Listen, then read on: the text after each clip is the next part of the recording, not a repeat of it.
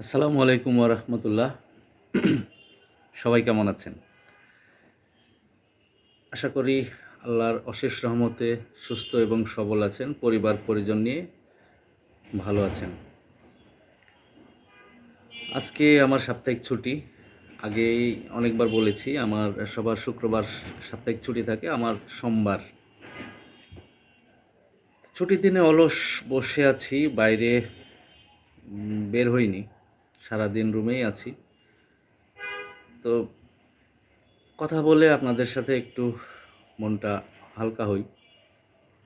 স্বাভাবিকভাবে বসে থাকলেই অনেক স্মৃতি, অনেক কথা মনের মধ্যে এসে ভিড় করে। মানুষের সুখের স্মৃতি, কষ্টের স্মৃতি, সব স্মৃতিই মনে হয়। আসলে সুখের স্মৃতিগুলো খুব কম মানুষই মনে রাখে, কষ্টের স্মৃতিগুলোই বেশি মনে রাখে। তো আমি কষ্টের স্মৃতির মধ্যে একটা স্মৃতি খুব মনে পড়ে, খুবই মনে পড়ে।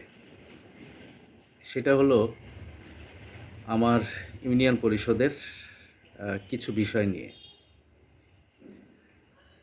আমরা একঝাঁক তরুণ, একদম তরুণ মানুষই, আমার বয়সী, আমার চাইতে জুনিয়র, আমার সমবয়সী এরকম ইউপি সদস্যরা নির্বাচিত হই। এর মধ্যে সিনিয়র ২-৩ জন ছিল, তো বেশিরভাগই তরুণ আর কি। নির্বাচিত হওয়ার পরে জাঁকজমকভাবেই ইউনিয়ন পরিষদ চলছিল। তো আমরা মাঝে মাঝেই করতাম ২ মাস ৩ মাস পর পর সবাই মিলে খাওয়া দাওয়ার আয়োজন করতাম। তো রাজনৈতিক দিক দিয়ে ২ জন বাদ দিয়ে বাকি সবগুলোই আওয়ামী লীগের মেম্বার ছিল। তো আওয়ামী লীগ তো সব জায়গায় গ্রুপিং, এটা তো সবারই জানা আছে। আমাদের জেলা পর্যায়ে উপজেলা চেয়ারম্যান এবং এমপি সাহেবের মধ্যে গ্রুপিং ছিল। আমি স্বাভাবিকভাবেই কট্টরপন্থীভাবে আগে থেকেই উপজেলা চেয়ারম্যান সাহেবের মানুষ ছিলাম। ইউনিয়ন পরিষদের মেম্বারের মধ্যে উপজেলা চেয়ারম্যান সাহেবের মানুষ বলতে আমি একাই কট্টরপন্থী ছিলাম। বাকিগুলো যে ২ থেকে ৩ জন ছিল ওরা মাঠ পর্যায়ে এসে এমপি সাহেবের লোক, কিন্তু যখন উপজেলা পরিষদে বা ওনার সঙ্গে যখন কথা বলতে যান তখন ওনার লোক। তো যাই হোক, একটা পর্যায়ে এসে সেই আমরা যখন খাওয়া দাওয়ার আয়োজন করেছিলাম, তো এই খাওয়া দাওয়ার আয়োজনে ইউনিয়ন পরিষদে একটা মিটিং টেবিল আছে। আমাদের ইউনিয়ন পরিষদের মিটিং টেবিলটা মিটিং টেবিলে আমার স্পষ্ট মনে আছে সব মেম্বার, মহিলা মেম্বার এবং পুরুষ মেম্বার এবং চেয়ারম্যান সাহেব সহ, সচিব, হিসাব সহকারী, এই সবাই মিলে খেতে বসবো। আমার একটু ১ মিনিট লেট হয়েছে, ১ মিনিট বেশি হবে না। আমি বাইরে বেসিনে হাত ধুতে গেছি। তো ইতিমধ্যে এসে দেখি আমার সেই চেয়ারটা দখল হয়ে গেছে, মানে চেয়ারের জায়গায় নেই। তো আমি তখন নিজেকে মানে ছোট মনে হচ্ছিল যে সবাই, সব মেম্বারের জায়গা আছে, চেয়ার একদম গুণে চেয়ার সেট করা আছে, সবার জন্য একটা করে চেয়ার, তাহলে আমার চেয়ারটা কোথায় গেল? তো এই চেয়ার আমি বসার জায়গা পাচ্ছিলাম না। অলরেডি হলরুমে আমি খেতে ঢুকে গেছি, আমি সেখান থেকে বেরও হতে পারতেছি না, এমন একটা পরিবেশ তৈরি হয়েছে। তো সেই পরিবেশ থেকে আমি যখন হলরুমের মধ্যে আদালত, আমি একটা প্লেট নিয়ে একা একা হলরুমের সেই আদালতের ওইখানে একটা চেয়ার ছিল, সেখানে আমি খেতে বসেছি। তো খাবার যখন প্রায় শেষের দিকে, তখন ৫ নম্বর ওয়ার্ডের মেম্বার বিষয়টি ফলো করে উনি আমার কাছে চলে এসেছেন, এসে বলতেছেন মেম্বার একা একা খাচ্ছে, আমি পাশে বসি।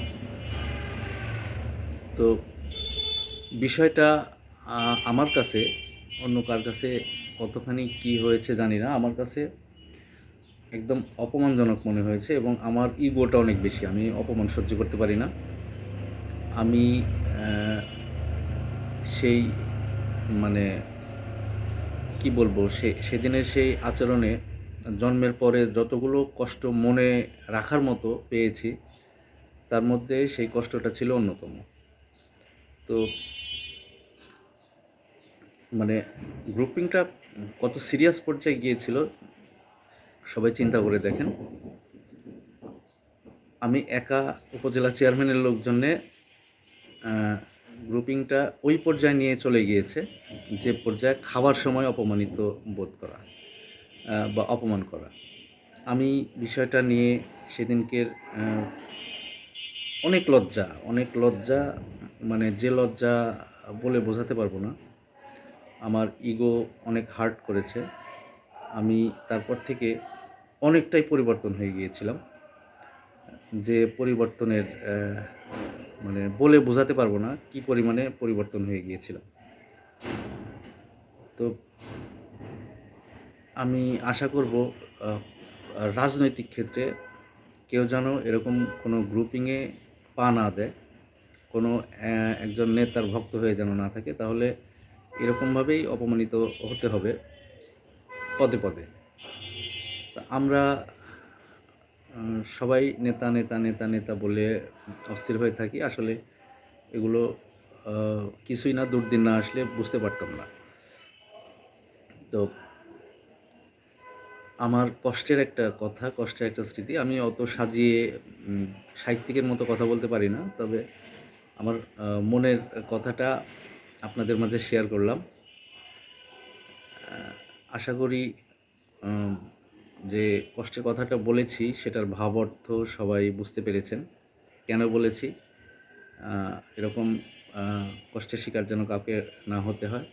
সবাই ভালো থাকবেন, সুখে থাকবেন, সুন্দর থাকবেন। আসসালামু আলাইকুম ওয়া রাহমাতুল্লাহ।